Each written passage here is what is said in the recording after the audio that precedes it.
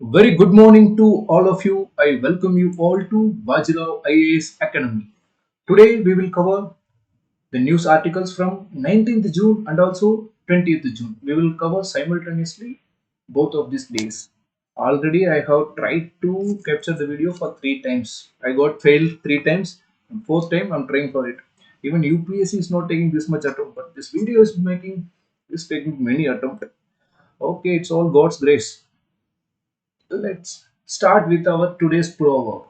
भगवान की भरोसा मत बैठो का पता भगवान हमारा भरोसा बैठा हो. This proverb is given by Dasrath Manji, who is famously called the mountain man of India. What he did was he cut down the whole mountain and paved the way to connect two villages in Bihar state. I'll translate this proverb. Don't sit by keeping belief in God. What do you know? God is sitting just by keeping belief in you. So he means never sit with belief in someone else, always keep in belief in yourself and do your work. Automatically the benefit will come to you. It is yesterday's question. Ilmenite, rutile, abundantly available in certain coastal tracts of India, are rich sources of which one of the following? Aluminium, copper, iron, titanium. The answer for this question is option D, titanium. The question for the day is about three-fourths of world's cobalt, the metal which is required for the manufacture of batteries for electric motor vehicle, is produced by option A, Argentina, option B, Botswana, option C, Democratic Republic of Congo, option D, Kazakhstan. Guys, try to answer this question and please do in comment section. We will give you the answer in tomorrow's video. Topics to be covered today. Since we are covering 2 days articles by compiling, definitely it will take very long time to cover this video. So be ready guys and see the whole video. It will be definitely useful to you all. It is 19th June article, which are all the things given in the above 5. These are 19th June article and the below 4 are in the 20th June article. The first one is emerging challenge to the Dravidian model. Recently, DMK government in Tamil Nadu tried to change the labor law by increasing the working hours from 8 hours to 12 hours. So due to this, the author has trying to give some picture about the Tamil Nadu. Tamil Nadu is good state not because of labor laws but because of something else. We will look into this article very elaborately in the following time. The next article is a case of property versus politics. This article is also about Tamil Nadu, but we will not look into the politics matter. We will extract certain matters which will be useful for our UPSC preparation. In Tamil Nadu, a minister named Sendil Balaji has been arrested by the Enforcement Directorate. Now the opposition members are forcing the ruling government to remove the Sendil Balaji from Council of Ministers. We will look provisions regarding this in this article. Third one is cyclone Biparjoy, which recently occurred in the Arabian Sea and made landfall towards the Gujarat. We will see what they are trying to say in the article and we will also see the data fact. Fourth one is Massacre of Innocents. A militant group from Democratic Republic of Congo attacked schools in Uganda. We will look into this article in the following time. The fifth article is Responsibility and the Complexities of Climate Leadership. The UNFCCC COP28 is going to be conducted in UAE. The UAE minister is going to lead the meeting and we will see what are the recent challenges occurring from this meeting. And 20th June article, a Rising India involves dance steps with the US. In this article, author has tried to provide what are the growth we have achieved in the recent past and how we are making impact in the growing world along with the US, what US is expecting from us. We will look elaborately about the article. And it is refugees as assets to their new countries. United Nations Commissioner for Refugees written this article. In this article, he tried to convey that refugees should not be seen as liabilities but as assets. We will have a look over this article. And third article is India's regulators must ensure quality and safety of drugs. You all know in Sri Lanka, two people by having anesthesia made from India has passed away. So the articles are mentioning about the past incidences, past deaths due to the Indian medicines, and they try to give what kind of solutions India to adopt. And the fourth and foremost, which is the last article, is summit with the substance. Recently, the world leaders are sitting for a meeting in Paris, France, to create the financial framework to finance the climate agreements. We will look into all these articles in this upcoming time. So मेरे साथ बनी रहिए. The first article is emerging challenges to the Dravidian model. What is Dravidian model? If you if you show any government, we will give certain name to them like Dravidian model, Gujarat model, Rajasthan model. Likewise, in this Dravidian model, they are indicating the DMK government in the Tamil Nadu. What the DMK government target for? They always target inclusive industrialization plus social equality. Social equality is the biggest objective they have in their manifesto.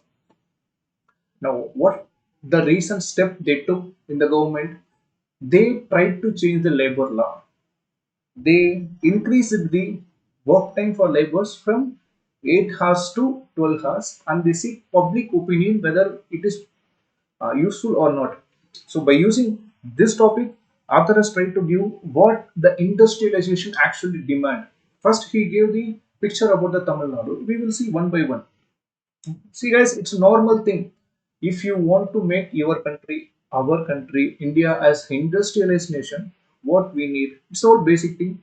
We need good labor laws, which will be helpful for both labor and industries. Next, tax concession for the new industries and skilled workforce. This is very important one.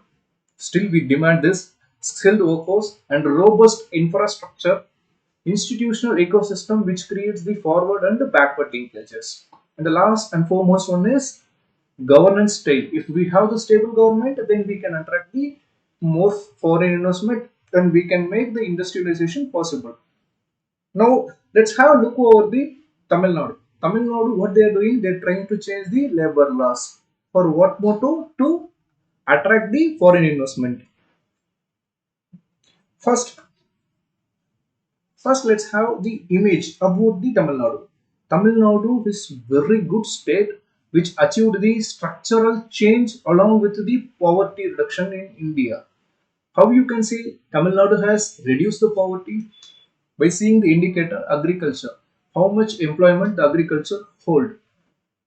If the agriculture holds lower share of total employment, then we can say the state is doing good and they are reducing poverty because if the people try to engage in the manufacturing sector or in the service sector, they will leave from the agriculture sector, they move towards the second and third stage, that is manufacturing and service sector. So it means the people are moving out of poverty and moving towards the welfare. Now this trend has been changing in Tamil Nadu. What they are saying is the agriculture employment has increased from 27 percentage to 30 percentage and the share of manufacturing employment is decreased from 20 percentage to 17 percentage. It means they are saying people are again attracting towards the agriculture by leaving the manufacturing sector. It means they are saying the Tamil Nadu trend is changing now. By giving this data, annual survey of industrial data, author is trying to prove that if we invest even a small amount of money, it will create much larger impact in Tamil Nadu by providing the good employment.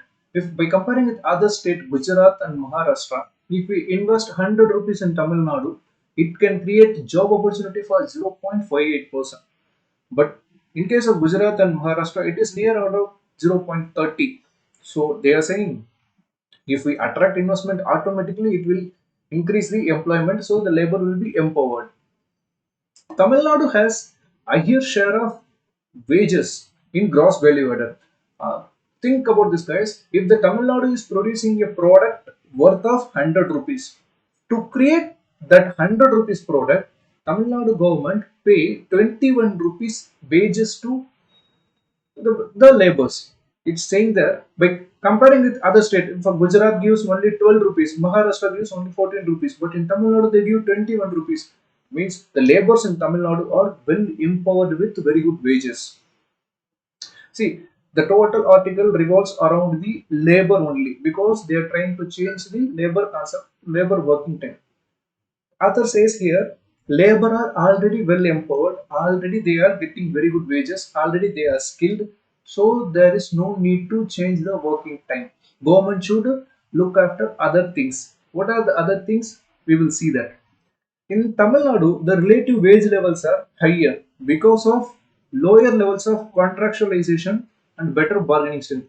I already told you guys, Tamil Nadu has high wage level. Why it is very high wage level?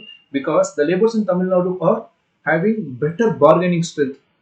When one will have the high bargaining strength, if the if he possesses the very good skill in himself, if he have freedom and right to talk against the employee, then they will automatically get the good bargaining power. The same case occurring in Tamil Nadu, since they are employed directly, not by any contracts. The percentage of employers employed directly is 80 percentage, near about 75 percentage. So they have good bargaining power.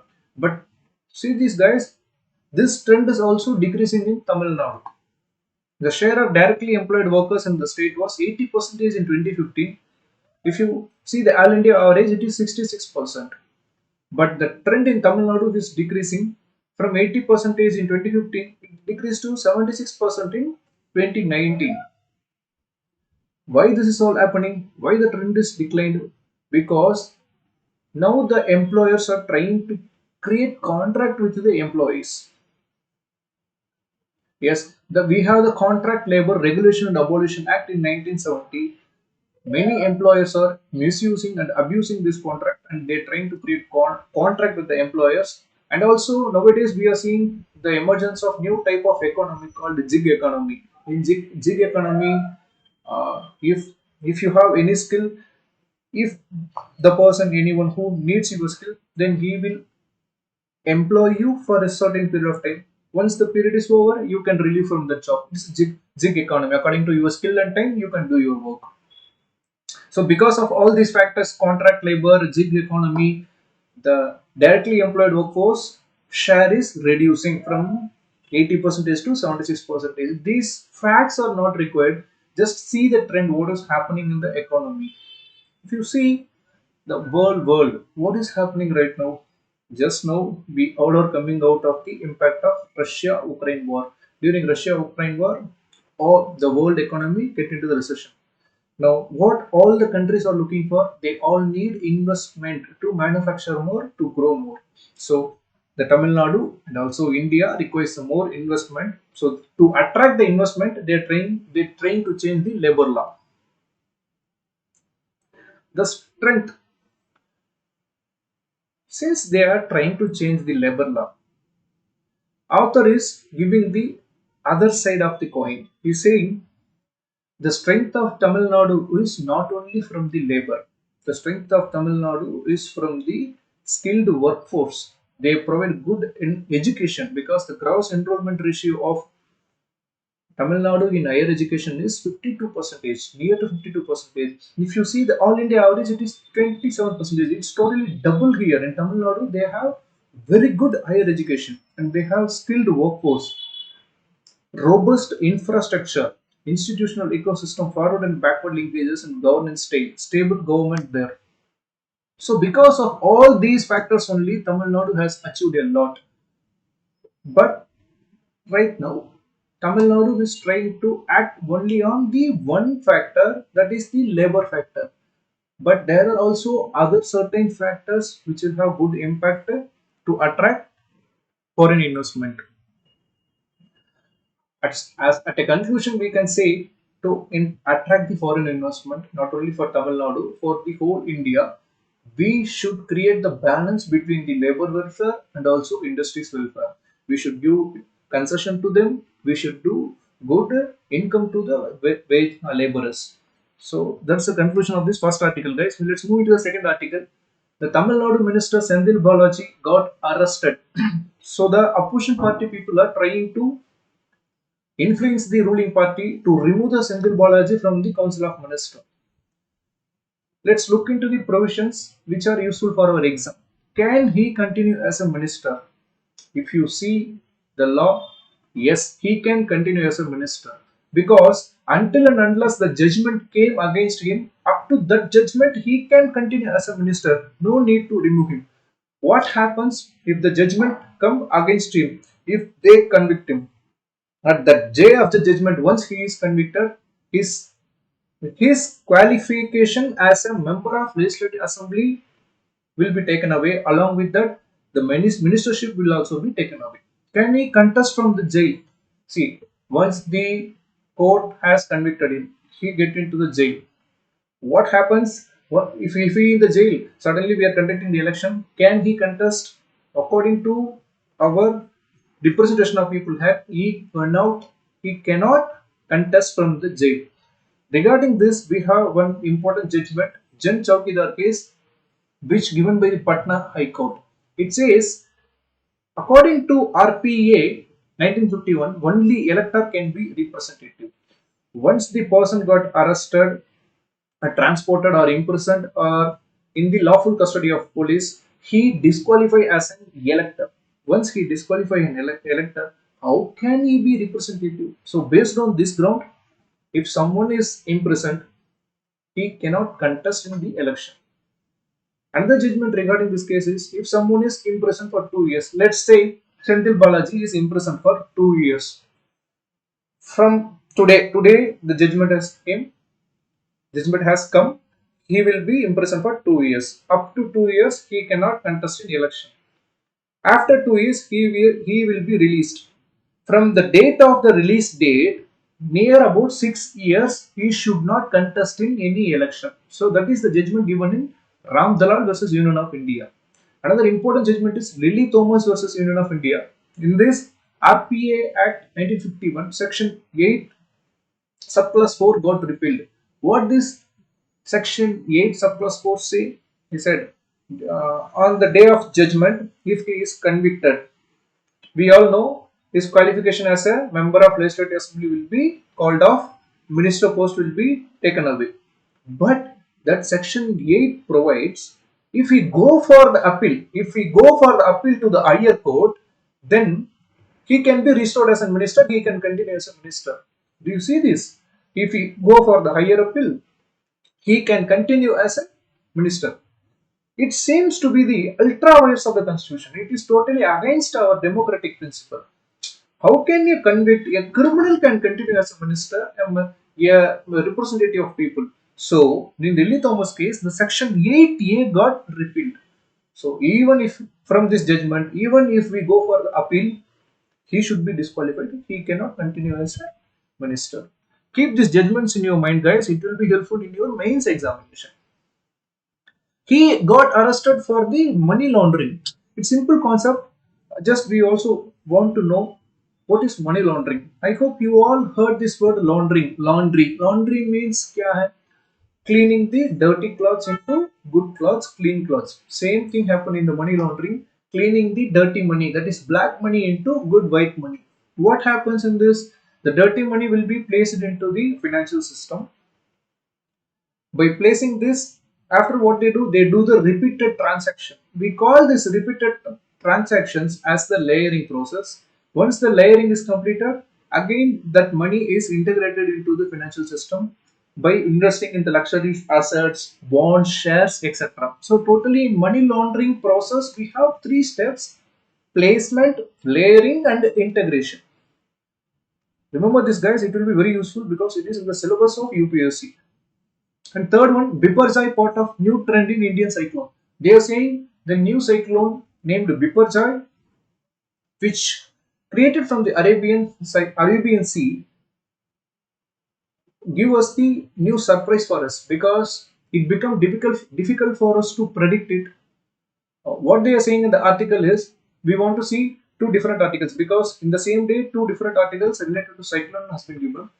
The data sheet also given. They said the number of cyclones, which means the intensity of the frequency of cyclone which occurring in our Indian Ocean is reduced. In 1990s, 2000, if you see, nearly we had 18 cyclones. In 1990s, we had 18 cyclones, both combining the cyclones from Arabian Sea and Bay of Bengal. But in 2021, if we see, we got only the 10 cyclone, from 18 to 10 cyclone. So the frequency of cyclones got reduced. But what they are saying is, even though the frequency got reduced, the intensity of the cyclones got increased. Due to the global warming, two things are happening here. The frequency of cyclone decreasing, intensity of cyclone increasing. That's the thing, guys. You see Indian map, we have totally 9 states have coastal boundary. The total boundary is 7516.6 kilometer. Okay, guys, whenever we encounter any disaster, we should adopt and mitigate the disaster by adopting the Sendai framework. If question come in mains for the disaster management, definitely you should write this framework. This framework has the 4 pillars. First pillar is understanding the disaster risk. Let's take example disaster as a cyclone. Understanding the disaster risk. How can you understand the cyclone? First, we want to install more satellites to study the ocean temperature, land temperature, how the wind is moving, pressure, depression creation. We want to study all these things. What they are saying is understand the concept how this cyclone is forming. And the second pillar is strengthening the disaster risk governance. Yes, India is strengthening the disaster risk governance by how? By creating the state disaster response force, national disaster response force, and we created the NDMA Act, and also we have separate fund for the disaster mitigation. So I'm saying here, strengthening the disaster risk governance. We have ensured our governance is very strong to face any disaster. Third one is investing in the disaster risk reduction. How can you reduce the risk of cyclone? By planting the shelters in the coastal district, we can reduce the disaster risk. We want to invest in the infrastructure. We want to invest in the satellite infrastructure, connectivity, because suddenly we want to give warning signals to the distant people. So we need the very resilient infrastructure. For that, we need to invest in that infrastructure. And the last pillar is enhancing the disaster preparedness for effective response. How can we give certain effective response to a certain disaster? Example, let's take cyclone. What kind of response? Now I am the IMD. I give you the warning within 24 hours. Cyclone will make landfall in your district. What you will do? If you are the DM, suddenly you will evacuate the people from the coastal districts. You will try to arrange them food, medicines, and other facilities by bringing them to the safe places. You also ensure the other livelihood opportunities like agriculture. These are not get affected by the cyclone. So this is the preparedness. So totally we have 4 pillars. Whenever any disaster occurs, we should act according to this pillar. Massacre of innocents. What happened recently is there is one militant group named the Allied Democratic Forces in the Democratic Republic of Congo. These people attacked the school in Uganda. Schools in Uganda. See, this is Democratic Republic of Congo.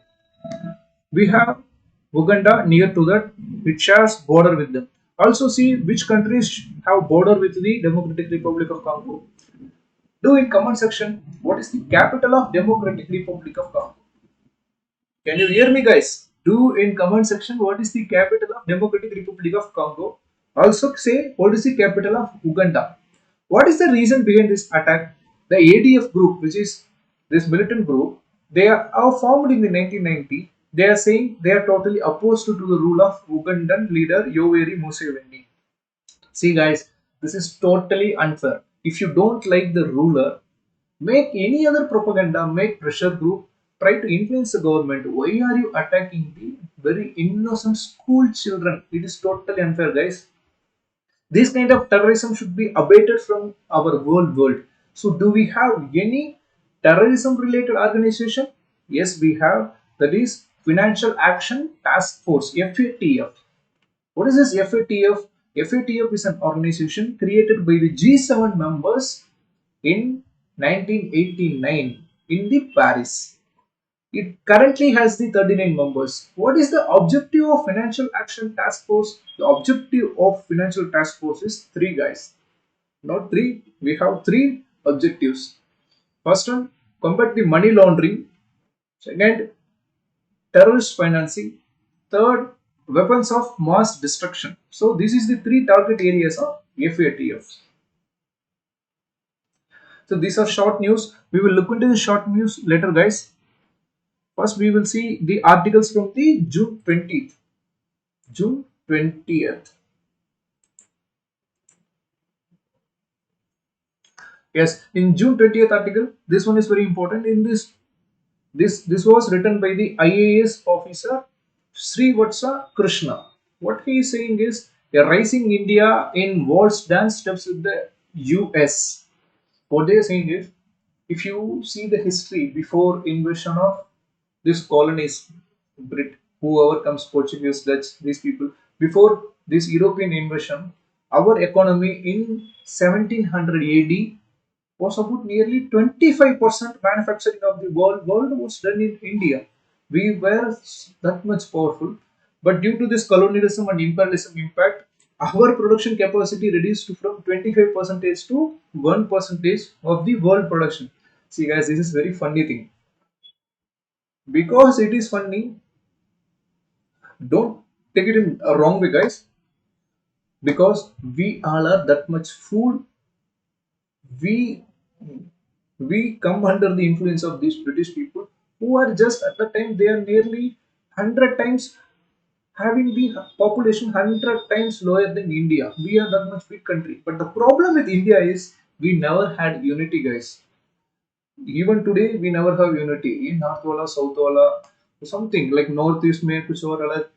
It's all different. We all should overcome this diversity. Let's look into the article what they are saying.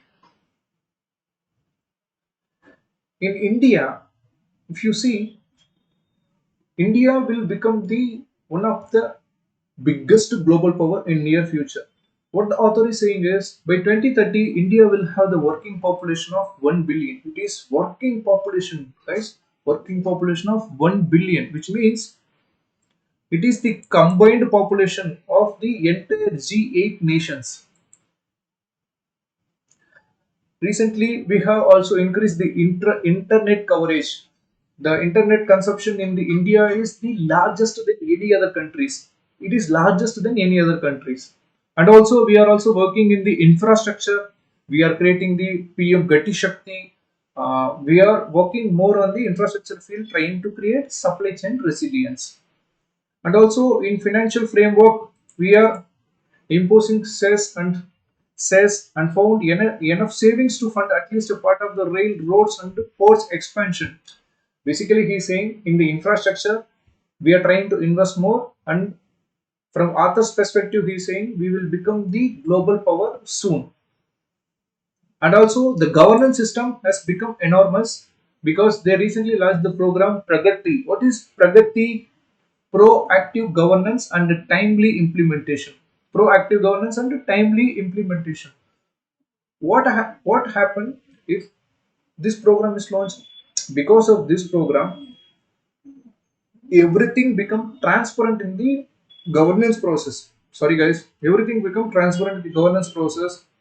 So what happened? The governance process has become very smoothened.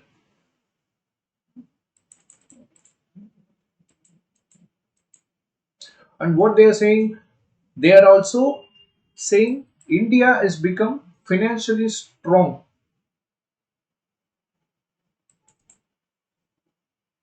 India has become financially strong. How you can say it has become financially strong? If you see the remittance, guys, what we India acquire from the outer nations, abroad people, it's about nearly 100 billion. It is the largest remittance receiver in the world. No other country can become equal to India because we have so much people who are residing outside India. Basically, the author is saying nothing, guys. The India has been growing well. In future, it will become the global power. So no country and no global forum and no multilateral institutions will leave out the India. All institutions, all groupings will need the India's favor. They all will try to attract India. The same is happening with the US also. US is trying to make agreements with the India because if you see US and India, US is a big country with good capital, India is a big country with good human capital. It need the money capital, it need the human capital. So they both share, interchange many things. So this will become the positive bonding between each other. Why this USA India comparison is going on right now? Because you all know our PM Narendra Modi ji is going to USA by June 2021. He is going to attend the Congress meeting. He is going to lead the Congress meeting. In history, guys, only three people have attended the US Congress meeting twice. First one is Winston Churchill, second one is Nelson Mandela, and third one is our Narendra Modi ji. So, the author is trying to say, that our India's influence has become this much important. Our leader has become this much important in international arena. So he is saying it's not about being bug, it's all about the growth of India, the leader legacy. He is making good legacy in the international politics. And the next article is refugees as assets to their new countries. He is Oscar Mundia, the chief of mission UNHCR, High Commissioner for Refugees. What he is saying is very small article. Just I will say you the context of the article. See, the people are extradited, are forced to move out of one country. They try to move into another country. What happens if that another country is not ready to accept these kind of refugees? What happens to their mindset? What they will involve into? The author is trying to say if all the gates are closed for these refugees, even the origin country, even the destination country, they will look into other prospects, the other job opportunities which will be destructive for whole society and whole world.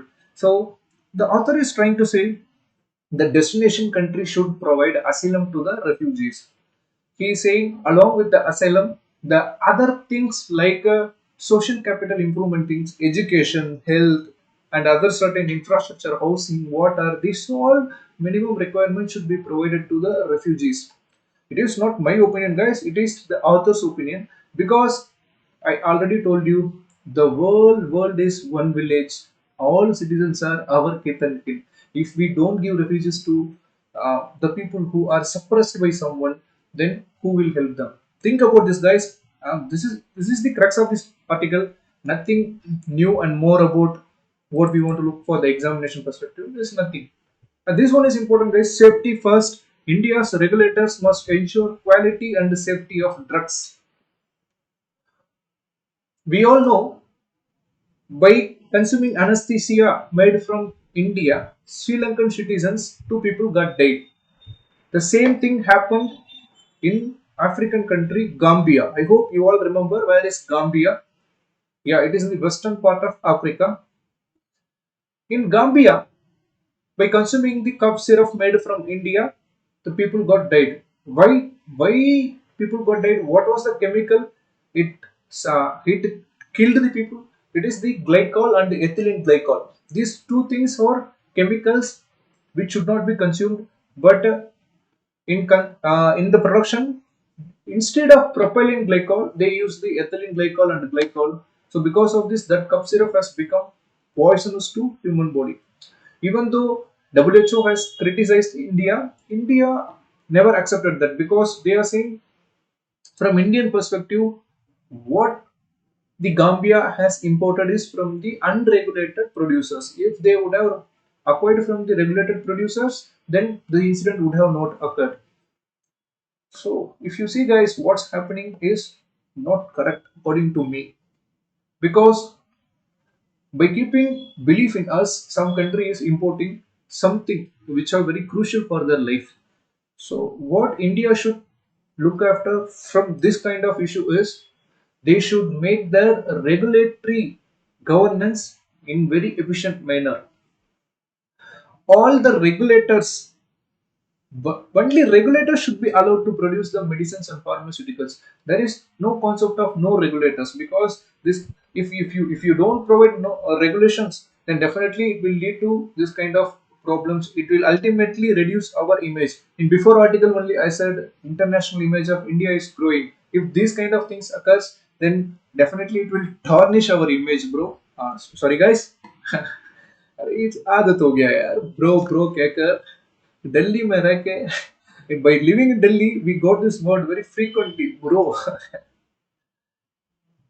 Submit with substance. What is the significance of this article? The world leaders are trying to conduct a meeting in Paris. What is the objective of this meeting? They're trying to create new global financing pact. What is this? We all know guys, whenever we create any agreement or any convention, we all are very motivated to achieve the target, but we have one shortcoming, very important shortcoming. No one is ready to give paisa. If you see US, he will not give paisa. If you see China, he say I'm developing country, still I'm developing, I can't give you paisa. If you see Europeans, we all know they have the colonial mindset, they will not give paisa. So the real problem in every convention is paisa. Not only in conventions, even in individual life, we also have problem with paisa, bro. Paisa. Money makes many things, right? Yes. Coming to the article, guys. What is the all about this article? The author is saying to create the efficient financial system, we should have three things, guys. Author is trying to say we should have the pact, platform, and pathway. What do you mean by pact? Pact means everyone should agree for an agreement that everyone will provide certain amount of money by certain time. This is the pact. And next thing we saying we should create a platform so that it ensures everyone is performing and everyone is contributing money for the objective what they have promised for. And last one is pathway. Pathway is we should ensure the pathways how the money get utilized. If you see guys, in UNFCCC to achieve the Paris climate deal, we require totally 4 trillion, guys, because we have two agreements, Paris agreement and one is desertification, UNCCD agreement. For this two agreement, Paris agreement and UNCCD agreement, to achieve these targets we need $4 trillion. But what we actually get from these countries is only 204 billion. See guys, we need $4 trillion, but we get only 204 billion. It is like aspiring for something but doing something which is very low in value. So author is trying to say to create the enormous financial system, we should have three things: the pact, platform, and pathway. We need to also ensure that tax internal structures and also external structures should be ensured. What is the internal structure? They are saying tax structures should be improved, and also illegal cross-border money movement should be rendered out. Tax administration should be empowered, and also curbing the intellectual fossil fuel subsidies, because these things ultimately affect the income of countries. Then countries will not contribute more to the this kind of agreements. So basically the author is saying create enormous financial structure inside the country and also outside the country so that our target should be achieved. So that's all guys, these are the very important articles from the 20th June. Let's see the very short news from the 19th June. Biren Singh, the Chief Minister of Mizoram, asked The Biren Singh, Chief Minister of Manipur, asked the Mizoram Chief Minister Zoramthanga to protect the Meitei community. We all know in Manipur recently the internal security problem is going on between the two communities, Meitei community and Kuki tribes. The another article is given in the next day news article. We will discuss. Wait, guys. The second one is Indian drugs under lens in Sri Lanka over adverse events. We have discussed this one. And third one is nighttime economy. Delhi is trying to create the nighttime economy, which means Delhi government is allowing the nighttime vendors, nighttime sellers, and other small petty shops to run their business. But to run this economy, there is one impediment or problem, that is women's safety. Until and unless we have women's safety, we cannot run a nighttime economy. So, what other peer pressure groups are saying is Delhi government should work on women's safety along with improving the nighttime economy. Fourth one is PM Modi ji in Man Ki Baat, he emphasized on eradicating the TB because we all are targeting the TB Mukt Bharat by 2025. We have WHO target which is 2030. By 2030, we should eradicate the TB. It is the world target from the world. But India, we have kept our target by 2025. कम अटेम्प्टों में clear कर लेंगे हम. Prelims clear हो जाता है, mains clear हो जाता है, इंटरव्यू क्लियर हो जाएगा, सब क्लियर हो जाएगा यार. कम अटेम्प्ट में हो जाएगा. We are India, guys. Aspirations will be high, yes.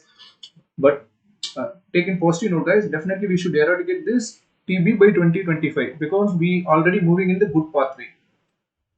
And fifth article is states look for alternatives because center restricts FCI purchase. You all know, guys, inflation is soaring up. Food inflation is it's almost doubled. So what the center is trying to do is center is restricting the purchase of food grains by the FCI. What happens if the FCI they need to purchase the food articles? Automatically, these articles will enter into the market without anyone's hoarding. Then what happens if the product is available in market? Automatically the price will goes down. So this is the perspective of center, guys. But the state government has different perspective. If the center they need to procure from the farmers, where the farmers will go for, because center has assured them MSP by denying now how the farmers will get MSP. In case of market, if they get MSP, then there is no problem, guys. But you know, it is India, anything can happen.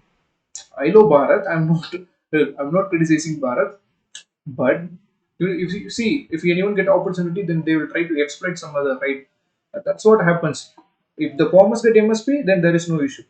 So this is very short news, guys. Center is restricting FCA. Just keep in mind what happens when the inflation is so up. Center will try to bring products into the market.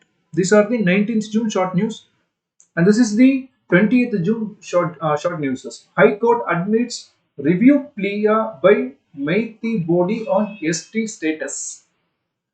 All this problem which is going on in Manipur, it's all started with the High Court judgment. What High Court gave the judgment was the community which is majority in the Manipur called Meitei community. High Court said that Meitei community should be given ST status, and they also forced this. They also ordered the state to give ST status to the Meitei body within the 4 weeks. By giving the time frame, they ordered the state government. Now what happened? The Kuki tribes, which already they live in the Manipur, they got angry and the ethnic conflict has started. So that is going on here. Now they are saying High Court will review that order, review that judgment, whether the Meitei community should be given justice status. You want to understand the basics. Who can give a ST status to someone? It is the power of parliament and president. It is not the state government who gives SC status. So I think the High Court will review this judgment. And the next one is archaeologist finds Mesolithic era rock painting in Guntur. Yes, Chilli Guntur, very hot Chilli Guntur in Andhra Pradesh. Here they found near the Krishna river, they found rock paintings in Mesolithic era. What they are saying is these all these paintings, rock structures. It says our history is very bold. We have not only Indus Valley civilization, we also have certain other civilizations in deep south. Let's see what happens. History is something hidden. Hmm.